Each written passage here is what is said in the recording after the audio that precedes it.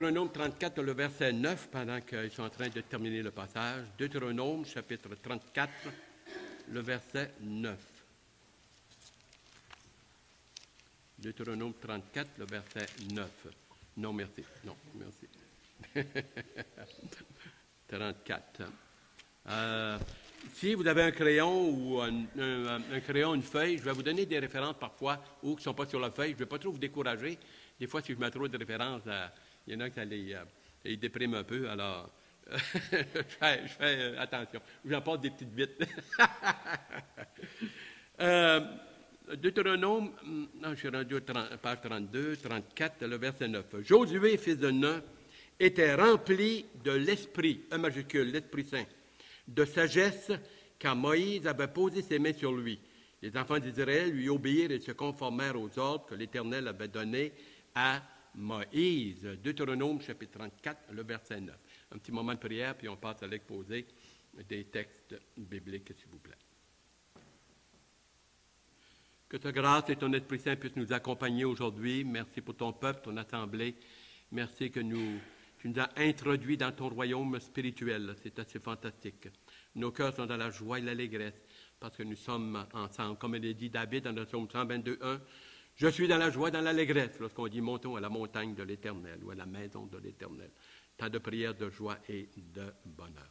Que toute la gloire, la louange te revienne, Seigneur Jésus, d'amour pour la Sainte Sainte, expression de ton amour d'une manière à l'infini, jusqu'à la mort, jusqu'au sang, pour dire combien est-ce que tu aimes le Père, tu obéis et que tu nous aimes. Tu nous as englobés dans cet amour. Chacun de nous écrit dans le livre de Dieu, on pourrait dire avec son sang d'une manière. Guide et dirige, que ton Esprit Saint nous accompagne, nous éclaire, qui illumine les yeux de notre cœur, comme elle dit dans ta parole. Et sois avec nous. Ça va être ceux qui sont à gauche, comme à ma droite, en avant, en arrière, commençant par moi. Nous avons tous besoin d'être abreuvés de ta parole, de ton Esprit Saint. Du fond de notre cœur, sincèrement et honnêtement, fais-nous du bien par tes saintes Écritures et ton Esprit Saint. Amen. Amen. Nous allons développer le thème sur le Saint-Esprit. Il va y avoir à peu près entre 12 à 15 feuillets. Ça, c'est votre troisième feuillet. Et puis, comme j'ai marqué dans le bas de la feuille, à partir de la prochaine fois, on rentre dans le Nouveau Testament. Et ce n'était pas prévu, mais je planifie pour apporter et toucher le grand thème des miracles. Il y a pas mal de chrétiens, il me semble, et ça ne vient pas de moi, là, je n'invente pas la roue, qu'ils sont un peu, je ne dirais pas mêlés, le mot est fort et je ne veux pas être négatif, mais c'est un peu embrouillé ou ça aurait besoin d'être straightened out, d'être un peu là à propos des miracles. Pourquoi que le Seigneur a fait des miracles? Si on n'a pas réglé cela, on est mêlé dans l'affaire. Alors, je vais l'accrocher. On va regarder 1 Corinthiens chapitre 12, chapitre 13 et chapitre 14, s'il vous plaît. Il faut rentrer dedans avec tout l'aspect du Saint-Esprit, les miracles que Jésus-Christ, des fois, il en faisait par l'Esprit, des fois par lui-même, toute cette dimension-là. Alors, ça va être quelque chose. Alors, nous commençons. Le Saint-Esprit dans l'Ancien Testament. Bon. Dans la leçon 2, là, on touchait qu'il est une personne divine, on peut l'affecter, il peut coopérer, participer, tous ces aspects-là, on le voit à plusieurs passages, il était sensible, on peut l'attrister. Tout ce qu'une personne humaine, on peut ressentir, vivre et accompagner. Mais d'une façon divine, spirituelle et le Saint-Esprit. Je n'ai pas pris tous les passages qui parleraient du Saint-Esprit dans l'Ancien Testament. Ça nous prendrait, je ne sais pas moi, 6 ans, là. Alors, il faut faire attention. Alors, j'ai pris ici quelques personnages colorés qu'on connaît un peu plus, et la prochaine fois, on embarque dans le Nouveau Testament. On va les connaître davantage. Bon, la nature du Saint-Esprit dans l'Ancien Testament, selon son œuvre, hein, la nature du Saint-Esprit dans l'Ancien Testament, son œuvre, et on prend 5-6 points qu'on va bien comprendre. Si vous voulez bien tourner dans Genèse 41, le verset 38 à 39, vous connaissez le passage quand tu arrives là, dans ces passages-là. 41, 38 à 39, on peut même 37, c'est Joseph avec Pharaon. Il avait expliqué des songes lorsqu'il était en prison, il a fait bien des choses, un homme de sagesse rempli du Saint-Esprit. Et même Pharaon, vraiment, tout un... Hein, c'était pas un gars qui était dans la lumière du Saint-Esprit, a reconnu.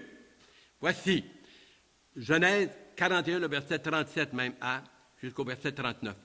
Ces paroles plurent à Pharaon et à tous ses serviteurs, qui avaient expliqué là, à propos de la famine et tout ce qui s'en venait. Et Pharaon dit à ses serviteurs, « Trouverions-nous un homme comme celui-ci, ayant en lui l'Esprit de Dieu? » L'Esprit de Dieu. Pharaon dit à Joseph, « Puisque Dieu t'a fait connaître toutes ces choses, il n'y a personne qui soit aussi intelligent et aussi sage que toi. » Et puis il a établi, disons, parallèle avec lui sur le trône, vice-régent qu'on appelle, et dit, le trône seul sera au-dessus de toi, et il lui transfère une bague symbolique de puissance.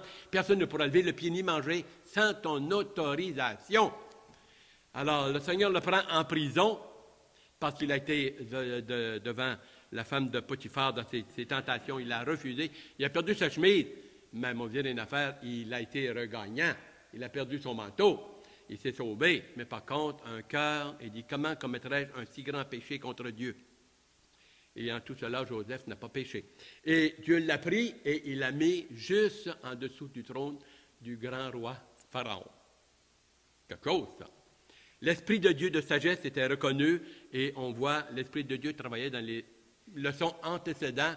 Nous avons vu qu'il était à la création, un peu comme couvert le globe, mettant de l'énergie et vraiment tous les ingrédients nécessaires rassemblés pour, lorsque Dieu allait établir pour différentes choses de la nature, des animaux et toutes les plantations. Ensuite, nous avons dans Exode 35, disons, on papillonne un peu ici et là, Exode 35, versets 30 à 35, là, c'est à propos de la tente d'assignation et puis le temple. Et ça va être la construction. Et puis Dieu donne équipe, 2 hommes en particulier. Et si vous voulez tourner avec moi dans Exode, deuxième de livre, Genèse, Exode chapitre 35, le verset 30 à 35. Il y a quand même une belle instruction qu'on peut retirer, la belle application à ce moment-ci. Bon, Exode chapitre 35, 30 à 35. On va vous laisser le temps si vous voulez tourner. Voici Moïse dit aux enfants d'Israël, « Sachez que l'Éternel a choisi Beth-Saléel, ainsi que Oholiab, c'est des hommes de Dieu, fils d'Ur, fils de Hur, de la tribu de Juda. Il l'a rempli de l'Esprit de Dieu, de sagesse, d'intelligence, de savoir pour tous les ouvrages dans le temple et dans le temple d'assignation et puis le temple. De graver des pierres enchâssées, de travailler le bois, d'exécuter toutes sortes d'ouvrages d'art. Il lui a accordé aussi le don d'enseigner de même à Oholiab, fils d'Ahisamach, de la tribu de Dan. Il les a remplis d'intelligence pour exécuter tous les ouvrages de sculpture d'art, pour broder, tisser les étoffes teintes en bleu, en pourpre, en cramoisi et le fin lin, pour faire toute espèce de travaux et toutes sortes d'interventions. Même chapitre 36, verset 1, vous ne l'avez pas, je vous le donne. Beth-Saléel, Oholiab et tous les hommes habiles en qui l'Éternel avait mis de la sagesse et de l'intelligence pour savoir et pour faire exactement les ouvrages destinés au service du sanctuaire, tout ce que l'Éternel avait donné. Lorsque Dieu demande ou veut se servir de toi dans l'œuvre, dans le ministère, tant dans l'Ancien que le Nouveau Testament, il nous équipe. Quand il y a un appel, Dieu pourvoit également. Ils ont cette expression en anglais. When the Lord calls, He gives the means. Il donne les moyens également. Il le fait. Il nous équipe et nous retrouvons cela au niveau des dons. Dans Romains chapitre 12, le verset 5 aller jusqu'au verset 8, là, différents dons. Et dans Éphésiens, vous devez ces passages, vous en prendre note si vous voulez. Ensuite, dans ce passage, nous avons dans Nombre chapitre 11, et c'est assez intéressant ici, chapitre 11, le verset 16 et 17. Lévitique, Nombre. Bon, si vous voulez tourner avec moi. Nombre, chapitre 11, vous l'avez sur votre feuille, le verset 16 et 17.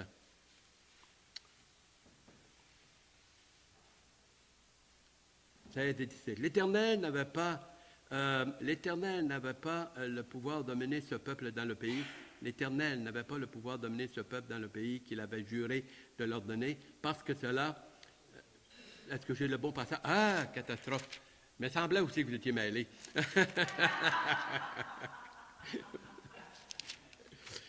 Ah, c'est la première fois que je me trompe. C'est quand même pas pire. Ce matin, chapitre 11, le verset 16 et 17. L'Éternel dit à Moïse, « Assemble auprès de moi 70 hommes des anciens d'Israël, de ceux que tu connais comme anciens du peuple et ayant autorité sur lui. Amène-les à la tente d'assignation et qu'ils s'y présentent avec toi. » Le passage, vous le connaissez, notre pasteur l'avait expliqué un peu dans le passé, où la tâche était énorme. On parle pour entrer dans la terre de Canaan, qui symbolise un peu, disons, aujourd'hui, nous sur la terre, là, disons, la famille de Dieu. Et puis, la tâche était énormément lourde, et puis le peuple était debout du matin et au soir pour attendre pour être jugé sur des causes qu'ils vivaient entre eux autres. Il y avait près de 2 millions de personnes, qu'on nous dit, inclus les enfants. Près de 2 millions de personnes. 600 000 au moins, hommes, à part des femmes et des enfants. Et la tâche était dure, et Jéthro, son beau-père, il dit, écoute, là, ça n'a plus de bon sens, ton affaire t'es écrasée, tu ne peux plus fournir. Le peuple en souffre, choisis-toi des hommes, vraiment, qui ont des qualités spirituelles, et puis morales, et puis fais-toi assister, présente-les devant Dieu, que l'Éternel t'accompagne, et c'est ce qu'il est en train de mentionner ici. On vous met un peu dans le contexte. Et présente devant toi, 17, je descendrai et là je parlerai, je prendrai de l'esprit E majuscule qui est sur toi, sur Moïse, et je le mettrai sur eux. Hein? Un transfert. Ben oui. Tchouk, ça n'a rien enlevé de Moïse, ça là. Le Saint-Esprit, là, qu'il soit sur 1000 personnes, sur 2 ou sur 100 millions, c'est la même chose. Écoute, il y a peut-être, je vais prendre une soixantaine de personnes, tous scellés du Saint-Esprit. Saint-Esprit n'est pas moins. On a donné une petite illustration. Faible, minime et minable, mais quand même, ça aide un petit peu. On a joué de la musique ce matin. Qu'on soit 3 personnes ou qu'on soit 30 ou 3000 là, dans une salle, là, il n'y a pas moins de musique. Il n'y a pas moins de musique. Mais par contre, 30 ou 3000, on entend chacun. Voyez? Alors, ça illustre un petit peu. Ce n'est pas parfait, mais ça nous aide. Il a pris et il a mis sur 70. Un fait intéressant, il faudrait, disons, des fois, là, ici, là, dans Nombre 11, 16 et 17, nous voyons que 70, où Dieu met son esprit, un esprit de sagesse, de discernement, pour aider Moïse dans les choses morales, et si on peut dire morales, doctrinales, selon la loi morale. Nous avons dans Deutéronome, là vous ne voulez pas sur la feuille, je vous le donne, chapitre 1, le verset 9 à 15. Dieu a dit la même chose, et puis Moïse alors a choisi des anciens du peuple pour l'aider et l'assister dans les problèmes légaux, civiques, que 2 millions de personnes vivent. Il y avait toutes sortes de plaintes et des choses. Ce n'était pas toujours moral et doctrinal, là, vraiment dans la plénitude de la loi. Alors, il y avait 2 groupes. Parfois, on peut les mélanger. Et ils sont distincts. Deutéronome, chapitre 1, 9 à 15. Ça, j'en suis certain. Et ici, nous avons dans Nombre 11, 16 et 17. Il est bon des fois, parce qu'on peut mêler les anciens et toute cette dimension-là. Et alors, nous voyons qu'ils avaient 2 ministères différents.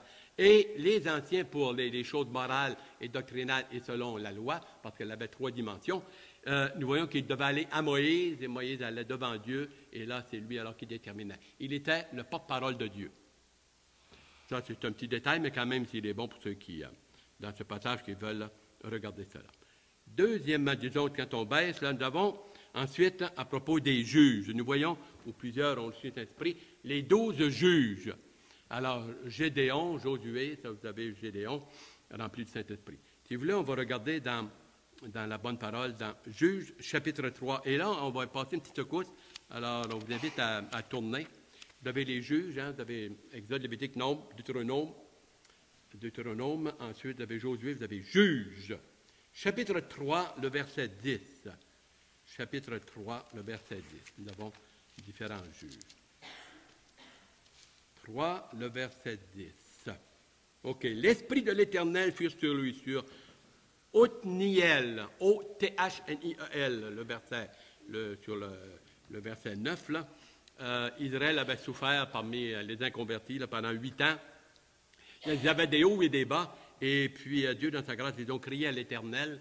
Ils étaient désespérés. Parfois, on a dans la Bible des passages, ils crièrent à l'Éternel. Ils étaient désespérés, à genoux, dans la poussière, les bras en l'air, ils plaidaient. Hey, ils n'étaient pas comme nous autres, là. On n'a pas à crier, à désespérer, à agoniser devant Dieu. C'est pas pareil dans notre cas. On va dire, ah non, non. À quelle place que l'apôtre Paul, à quelle place que dans les livres, c'est dit de crier à Dieu, d'agoniser. Ils agonisaient, là, ils étaient. Et il y a une explication pour ça. On va aller la voir tout à l'heure, vous allez voir. Prenez note de cela. Il y a une différence. Ça va éclaircir un petit peu de doctrine. Ils criaient à l'Éternel dans un désespoir, mon ami. Et là, Dieu a envoyé son esprit sur un homme, Othniel, et il les a délivrés. Et pendant 20 ans, ils ont eu la paix, la délivrance. Ils tombaient, ils remontaient, mon ami. C'était incroyable. Incroyable. Ensuite, nous avons au chapitre 6, toujours dans le livre des Juges, chapitre 6. Bon, chapitre 6, c'est le verset 34. On va faire attention quand, avec les chapitres. 6, verset 34.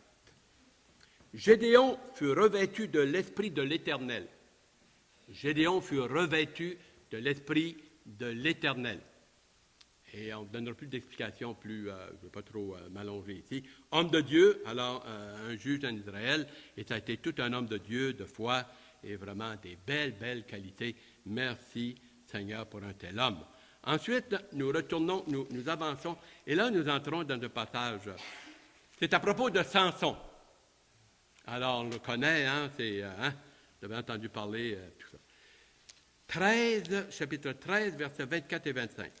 Dans Juges, chapitre 13, versets 24 et 25. Dieu va se choisir un homme, c'était dans le pays des Philistins, et c'était épouvantable. Et Israël était dominé par les Philistins, esclaves, et Dieu décidait de délivrer. Il se choisissait soit des hommes et des femmes, mais surtout en grande partie des hommes, et puis il mettait son Esprit Saint sur eux, pour un ministère. Il l'a même fait pour des inconvertis. Ésaïe 45. Cyrus. Cyrus, là, c'était pas un gars converti. Là. Et même Dieu l'appelle mon berger. Mon berger. 45, le verset 1 à 8. Pour regarder. Alors, Dieu apparaît à Manoah et puis à sa femme avec l'ange de l'Éternel, toute une affaire. Puis il dit, tu vas tomber enceinte et tu vas avoir un fils.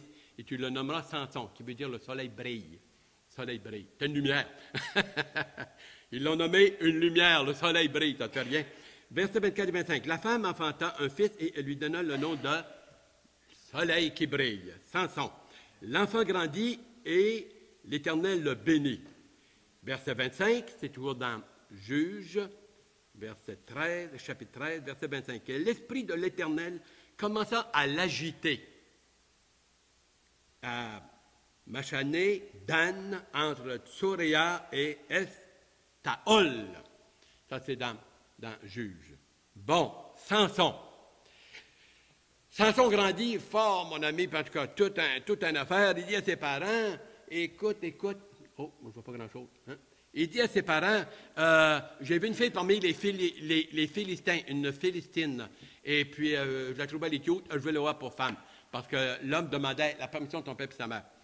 Le père, mon ami, il dit, ça n'a pas de bon sens, c'est une inconvertie. Hey, elle n'est pas circoncis, elle n'est pas du groupe des circoncis. Touche pas à ça. Touche pas à ça. Ils n'écoutent pas, mon ami. Et puis, il met un pied à terre, puis il dit, c'est elle que je veux. Je vais obéir. Finalement, ils embarquent dans l'affaire. Et puis, il s'en va, puis évidemment, il va revoir cette femme philistine, et puis il veut la marier. Il prépare des noces, et vous connaissez la grosse affaire, et il invite, mon ami, 30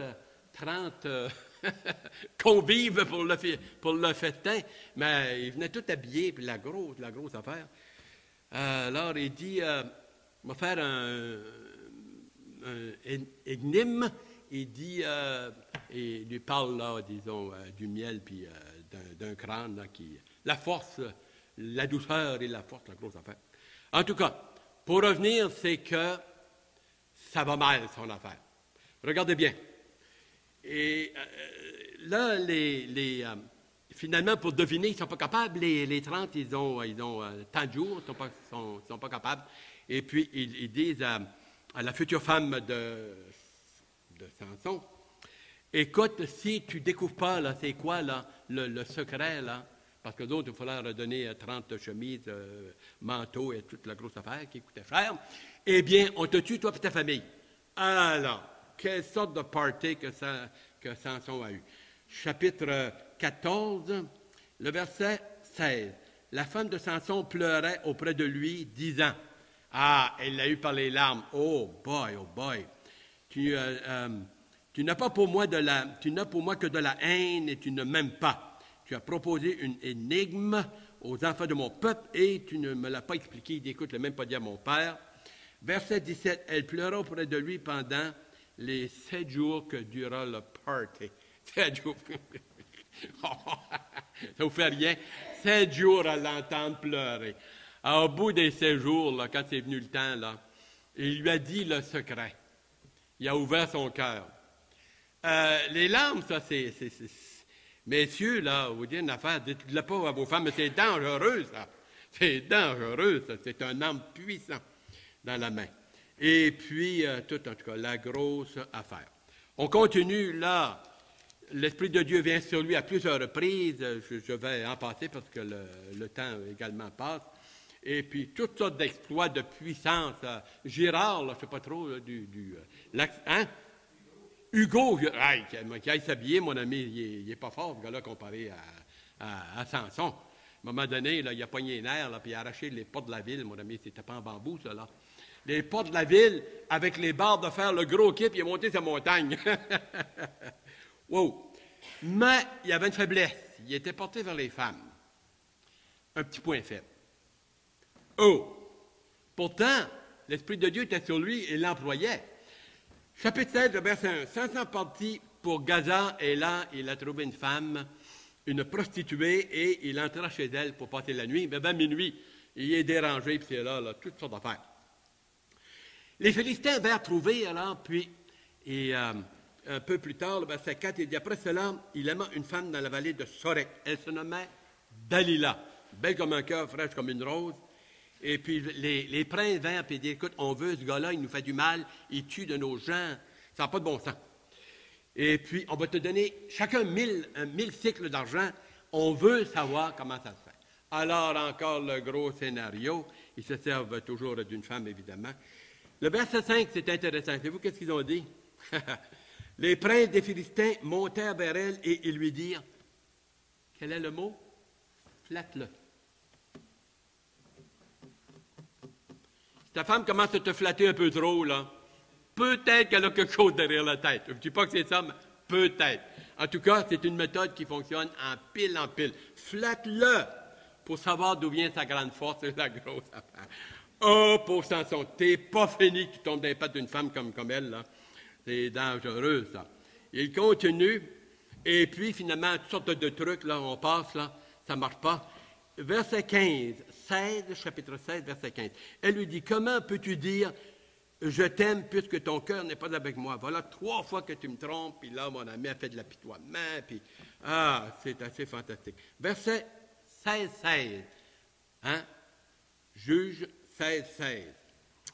Comme elle était chaque jour à le tourmenter, à le tourmenter et à l'importuner par ses instances. C'est fort, là ça c'est de la pression. Son âme s'impatienta à mort. Ah, il a craqué bien dur. Ah, il a disjoncté, lui là, il a pété bien dur, puis moi j'en peux plus. Arrête. Et il lui a ouvert son cœur. Il lui a ouvert son cœur. Il y en a qui chose, moi, ça, en tout cas, des fois, hein? Il a ouvert tout son cœur, et puis là, elle a appelé de nouveau les princes des Philistins, puis cette fois-ci, je sais qu'il m'a ouvert tout son cœur. La petite leçon, la petite application pour nous, quand on ne dit pas du fond de notre cœur la vérité à notre épouse ou à notre petite amie, peut-être qu'elle le discerne, hein? Les femmes ont un 6e sens, n'oublions pas, messieurs, un 6e sens. Là, elle a vraiment vu qui avait vers tout son cœur appelé les Philistins. Et elle a fait une chose, c'est quand même cute, hein? 16, 19. Et elle, quel est le mot? L'endormit. Aïe, aïe, aïe, aïe. Tu vois ce gros cadavre, mon ami, fort comme un tracteur. Piou, pas te le flatte, pas te l'endort, mon ami. Hein? Tu vois ça d'ici? Il s'endort bien dur. Il est dans la joie, l'allégresse. Elle dit, hey! Elle appelle, mon ami, les Philistins. Et puis, parce qu'il avait dit que si tu coupes toutes les tresses sur ma tête, là, je suis fini. C'est de là que vient ma grande puissance, ou un signe de la présence de Dieu. Et puis, ils viennent, puis tchouk, tchouk, tchouk, tchouk, tchouk, et ils lui coupent les 7 traits. Et puis, elle dit, Samson, les Philistins sont sur toi. Il se réveille tout gommé, monsieur. Puis il dit c'est assez intéressant ce qu'il dit. Il compte sur son moi. Je m'en sortirai comme les autres fois. Je m'en sortirai. Il se réveilla de son sommeil et dit, je m'en tirerai comme autrefois, et je me dégagerai.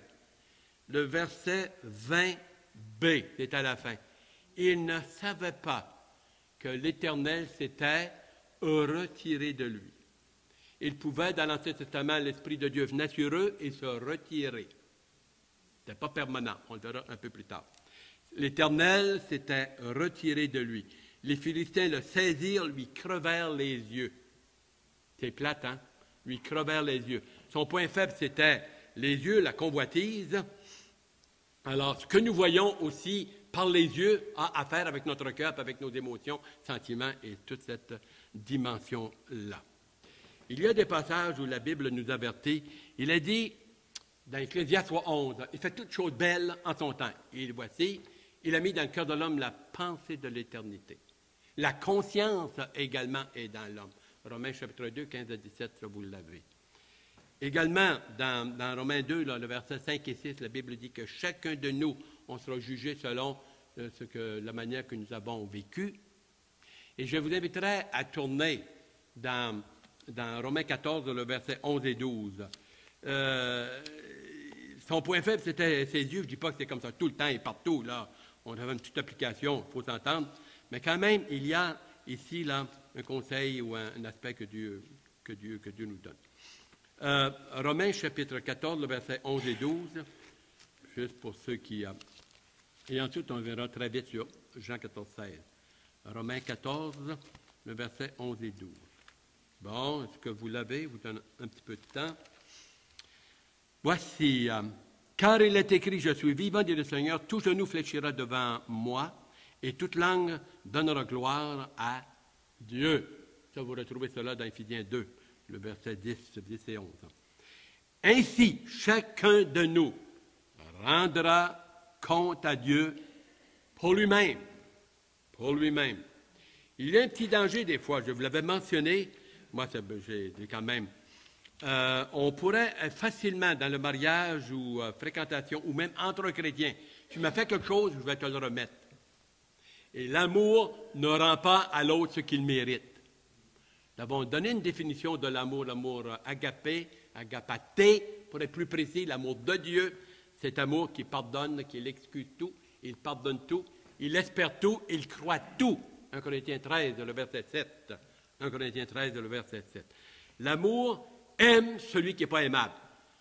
Ta femme te critique, elle te chiale, elle te fait une crise, elle t'accuse.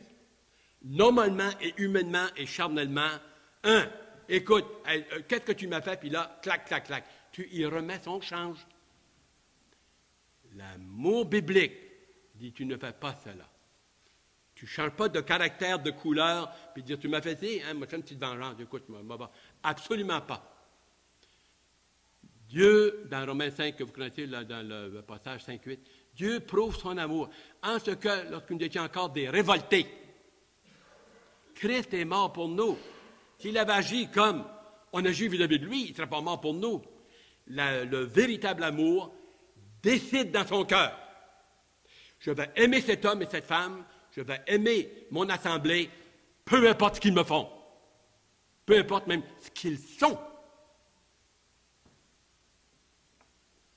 Il n'y aurait pas grand divorce dans nos églises si on fonctionnait comme ça.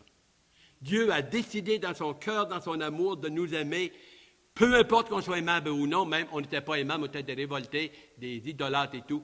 Dieu a décidé. C'est une décision qui dépend de toi. Qui dépend de toi. Quand même fantastique, on dit à Dieu, je vais l'aimer, dans la santé comme dans la maladie, dans la richesse, dans la pauvreté. Quand arrive la maladie au bout d'un X temps, bye bye. Ce n'est pas la sorte d'amour que Dieu nous demande, c'est engagement. Deuxièmement, et je passerai à une autre affaire, l'amour biblique est un amour qui s'adresse à l'intelligence. Il dit, aimez vos ennemis. Hey, si c'est les émotions, là, on ne les aime pas, nos ennemis. Quelqu'un qui nous vole, on ne l'aime pas. On ne voudra pas y faire de bien, on ne priera pas, et puis on n'ira pas vers lui. Parce que dit, aime ton prochain comme lui-même, comme toi-même. C'est une suggestion ou un commandement? Clouc, lequel des deux? Si c'est un commandement, ça s'adresse à la volonté. Quand c'est un est allé à la croix qui a décidé d'aller jusqu'à la croix, il n'est pas allé selon ses émotions, il est allé selon une décision, même avant de partir de la présence de Dieu. Et quand on comprend ça, ça change bien des choses. Bien des choses. Peut-être ton enfant te fait bien des choses que tu n'aimes pas, mais tu l'aimes pareil. Tu l'aimes pareil. Tu as décidé, ça s'est développé. Il peut y avoir un côté émotionnel, mais ce n'est pas le gros côté qui doit l'apporter. Bon, on avance, on achève toute cette dimension-là. L'étendue. Ensuite, nous avons dans ce passage, dans Jean 14, Jean 14, 16, où le Seigneur dit quelque chose, regardez bien.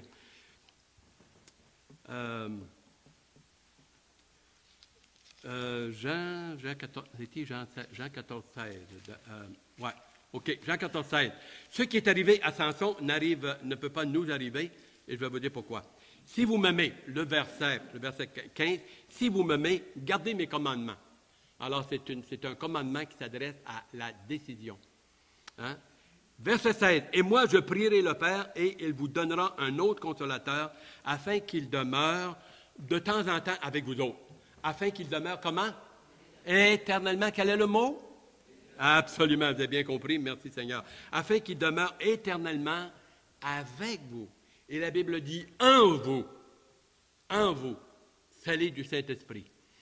Dans les Saintes Écritures, il y a des passages où la Bible dit que celui qui se convertit, né de nouveau, le Saint-Esprit fait 4 choses en même temps. Je ne vous le donnerai pas parce que je ne veux pas anticiper si ça sent bien, mais une des choses, il nous scelle du Saint-Esprit qu'on ne peut plus redéfaire. Il nous scelle du Saint-Esprit. Éphésiens chapitre 1, verset 13. Vous avez la même chose dans Éphésiens 4, le verset 30. N'attristez pas le Saint-Esprit par lequel vous avez été scellés du Saint-Esprit pour le jour de la rédemption. 2 Corinthiens 2, le verset 22 dit la même chose. Vous avez été scellés du Saint-Esprit pour l'enfant de Dieu. Ça, alors Samson, lui, l'Esprit de Dieu s'est retiré, la présence de Dieu s'est retirée, sa bénédiction. C'est assez fantastique, sa prière. Sa prière, quand même, il n'y a pas eu grande prière, Samson. Il a prié une fois. Peut-être 2, il y en a qui disent 2, peut-être une fois. Et il a prié, et c'est une drôle de prière. Il a demandé à Dieu de donner encore de la force un peu pour qu'il puisse vraiment venger ses yeux. Il n'a pas fait ça par amour pour Dieu, il a fait ça pour venger ses yeux. Dieu s'en est servi quand même. Ça rentrait dans le plan de Dieu. C'est quand même fort, vous le lirez. Le lirez, le verset 20, le verset, je ne sais pas moi, 27 et 28. 27 et 28. Bon, dernier point. Alors, l'étendue de son ministère. Ensuite, il veillait sur eux.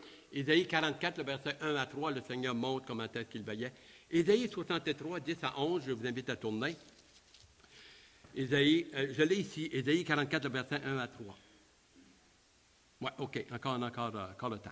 Écoute maintenant, Jacob, serviteur, ô Israël que j'ai choisi. Ça, c'est David, ses dernières... ainsi par l'Éternel qui t'a fait et qui t'a formé dès ta naissance, celui qui est ton soutien. Ne crains rien, mon serviteur Jacob. Moi, mon Israël que j'ai choisi. Verset 3. Car je prendrai des eaux sur le sol altéré, des ruisseaux sur la terre desséchée. Je répandrai mon esprit sur ta race et ma bénédiction sur mes rejetons. Ça, c'était Ésaïe 44, le verset 1 à 3. Chapitre 63, toujours dans le livre d'Ésaïe, vous avez la référence, versets 10 à 11. Mais ils ont été rebelles, ils ont attristé son Esprit Saint. Il est devenu leur ennemi. Il a combattu contre eux. Imagine-toi, Dieu combat contre toi. Alors, son peuple se souvint des anciens jours de Moïse, où celui qui les fit monter de la mer avec le berger de son troupeau. Où est celui qui mettait au milieu d'eux son Esprit Saint? Son Esprit Saint, et il continue, il y a bien des passages. On est en train de dire ceci, c'est que dans l'Ancien Testament, Dieu a pris Abraham, ensuite ça a été Moïse, et il a développé un peuple, et à 98 et plus, il s'est occupé d'Israël seulement. À 98%. Ceux qui ne faisaient pas circoncis, qui ne voulaient pas embarquer avec, disons, ce peuple d'Israël, circoncis et tout, alors il les laissait à leur idolâtrie. Ceux alors qui voulaient se joindre, alors ils devaient se faire circoncire les mâles, et puis Dieu s'en occupait et il les traitait bien comme le reste d'Israël. Comme le reste d'Israël. La grâce de Dieu, la compassion de Dieu dans ces passages-là. Dernier point, les limites. Les limites. 1 Samuel, c'est assez intéressant. 1 Samuel, chapitre 10, 9 à 11. Je me dis à un moment donné, est-ce que je l'embarque, que je lance, que je ne l'embarque pas, et puis quand même, je l'ai embarqué. 1 Samuel, je vais vous donner, juste pour vous, 1 Samuel, chapitre 10, je vous donnerai une autre référence de mémoire, juste pour, je ne veux pas vous mêler non plus, par exemple. Le verset 9 et 10, c'est Saül. Saül, c'est tout un numéro, ça. Homme de Dieu au début, mais il a mal tourné. Il a très mal tourné. Et le verset, je vous ai donné là, dans le chapitre 1 Samuel, verset 9 et 10. Maintenant, on va commencer au verset 6. L'Esprit de l'Éternel le saisit. Ce qui arrive là, 1 Samuel, chapitre 10,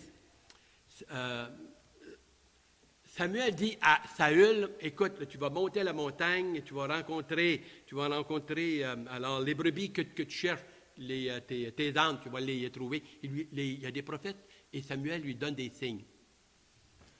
Parce que Saül avait perdu ses brebis et Dieu va faire quelque chose avec. Et puis il lui dit, tu vas retrouver ton âne, il y a 3 hommes qui vont te donner 2 pains, et puis ensuite tu vas arriver parmi une troupe de prophètes, et puis Dieu va faire un miracle et toi aussi tu vas embarquer dans la gang et tu vas prophétiser.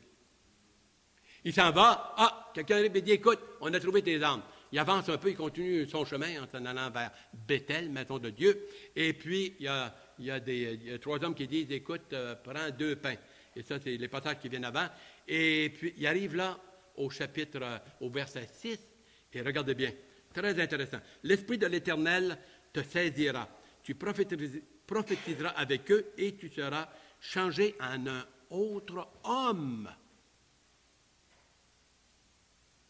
Verset 6. 1 Samuel 10, le verset 6. Lorsque ces signes auront eu pour toi leur accomplissement, fais ce que tu trouveras à faire, car Dieu est avec toi. Puis tu descendras avec moi à Gilgal. Et voici, je descendrai avec toi. Verset 9, il continue. 9. Dès que Saül tournait le dos pour se séparer de Samuel, Dieu lui donna un autre cœur, et tous ces signes s'accomplirent le même jour. Lorsqu'ils arrivèrent à Gibéa, voici une troupe de prophètes vint à sa rencontre. L'Esprit de l'Éternel, c'est à propos de Saül, l'Esprit de l'Éternel le saisit et il prophétisa au milieu d'eux. Pourtant, Saül n'était pas un prophète. Et ceux qui veulent aller un peu plus loin, je vous donne la référence, celle-là elle est très très collante, mais je n'ai pas le temps de vous le dire. Ça se trouve dans Deutéronome chapitre 1. Deutéronome chapitre 22. Chapitre 22.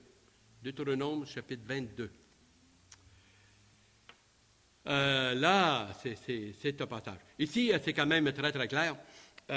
C'est que Dieu avait dit dans Jérémie 31, versets 33 et 34, à propos d'Israël, qu'un jour, il allait changer leur cœur. Un cœur de chair pour un cœur de pierre pour un cœur de chair. Je mettrai mon esprit, l'un n'enseignera pas l'autre.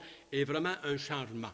C'était un peu comme anticipation, ce que Dieu allait faire un jour avec Israël et ce qu'il fait avec nous maintenant lorsqu'on se convertit. Maintenant, le mot prophète ici, la troupe de ces prophètes-là, ce n'était pas des prophètes là, comme on retrouve dans Ézéchiel, Daniel, Jérémie, tout cet aspect-là. C'était des gens qui proclamaient des vérités qu'ils avaient entendues, soit de Moïse, soit qu'ils avaient eues dans des textes. Et là, ils prêchaient. Et Saül arrive, mon ami, l'Esprit le saisit, il n'y a pas qu'avec la gang, puis il commence à répéter et à dire des vérités bibliques à haute voix. Et c'est pour ça qu'ils disent alors que Saül prophétisa parmi la gang et Dieu changea son cœur. Parce que c'était un idolâtre. Il a très mal tourné, cet homme-là. Et on vous donne dans le passage. La preuve, chapitre 16, le verset 14 et 15. Chapitre 16, 14 et 15. Voici qu'est-ce qu'il est dit. L'Esprit de l'Éternel se retira de Saül. L'Esprit de l'Éternel se retira de Saül, qui fut agité par un mauvais esprit venant de l'Éternel.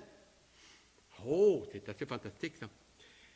Les serviteurs de Saül lui dirent, « Voici, un mauvais esprit de Dieu t'agite. Que notre Seigneur parle. Tes serviteurs sont devant toi. Ils chercheront un homme qui sache jouer de l'harpe. » Et il continue dans ce passage. Un esprit malin venant de l'Éternel. Dans Deutéronome 22, vous lirez le passage, et le temps nous manque, mais nous voyons alors que c'est un esprit. Dieu dit, qu'est-ce que je vais faire pour Akab? Et nous voyons que l'Éternel, ses anges sont alentour de lui, et il dit, qui va aller et qui va séduire Akab et ses faux prophètes? Il y en avait 400. Et puis il y en a un, alors plusieurs sont exprimés, des anges. Un s'est avancé et dit, moi je vais le séduire par le mensonge. Et Dieu dit, va et séduis-le. Va et séduis-le. Un esprit ici, alors envoyé de la part de Dieu. Dieu est souverain. Dieu est souverain dans sa grâce. Et nous le voyons ça dans Job chapitre 1, mais on n'y tournera pas parce qu'on veut terminer auparavant. Toujours dans 2 Samuel, verset 23, 1 à 2. 2 Samuel 23, le verset 1 à 2. On va dire à David, voici, les Philistins ont attaqué Kéla, et ils pillent les airs. David consulta l'Éternel en disant, irai-je ou battrai-je ces Philistins?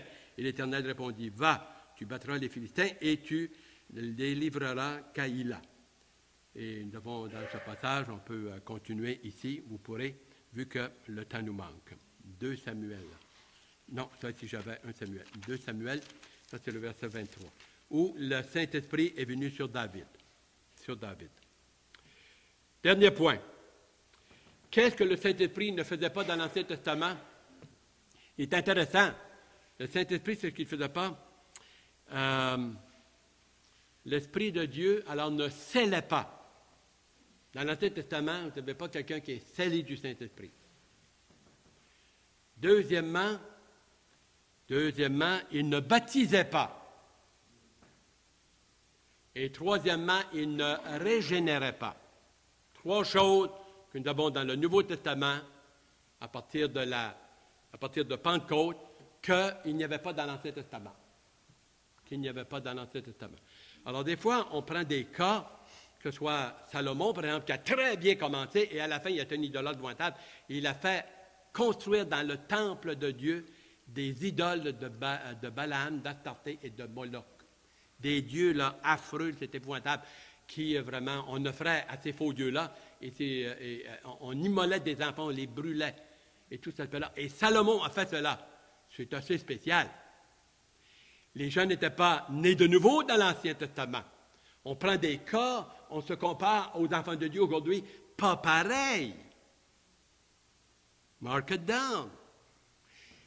Israël, il baissait, il montait, il critiquait, il se repentait, il faisait des promesses à tonnes. Un mois après, il retombait à la même chose. Ça a été épouvantable. Ils étaient charnels, ils n'étaient que chairs.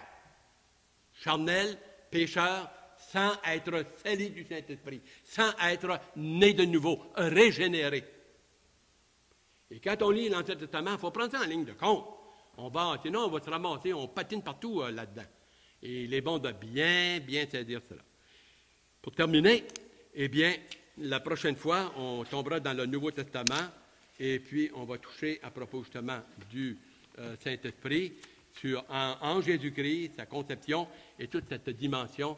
Et on va toucher également les miracles et tout, parce que là, il va falloir vraiment, ça fait partie d'une étude étendue. Alors, si vous voulez, on va juste se courber un moment et puis on termine.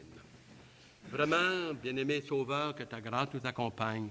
Merci de que ton Esprit Saint, de la première page à la dernière page, nous le retrouvons dans Apocalypse 22, devant le trône.